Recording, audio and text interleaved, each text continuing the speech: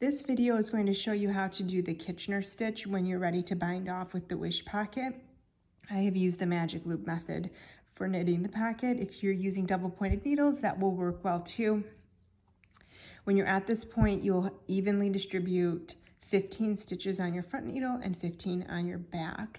If you have adjusted the cast on, just be sure that your stitches are even on the front and the back.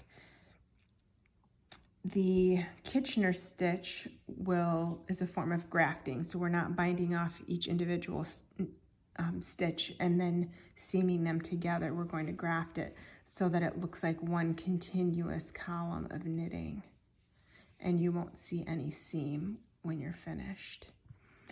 A couple of things to set up before we start. Your tail needs to be about 12 inches long. Another way to measure would be about 4 widths of the pocket. I have added a 5th just for extra safety. And then we will go ahead and get started. To set it up, you are going to put your needle through this first stitch as if to purl and leave it on your needle.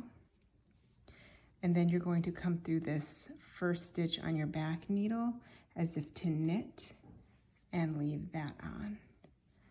So now you are set to start dropping these stitches, and you'll get into a rhythm with it. What you need to remember is that we're going to work this in a set of 2. So we're going to be working these 2 stitches in the front, 2 in the back, front, back, and we'll keep going back and forth like that. So let's get started. You'll go ahead and put your needle through this first stitch as if to knit and drop that, going through the second stitch as if to purl and leave it on. Going to the back, we're going to do the opposite. So we're going to come in as if to purl and drop that stitch, and the second one here as if to knit, and we're going to leave that on. Coming back to the front here, knit and drop, purl and leave on. Going to the back, doing the opposite, purl and drop, knit and leave on. And you'll keep in this pattern until all of the stitches have dropped.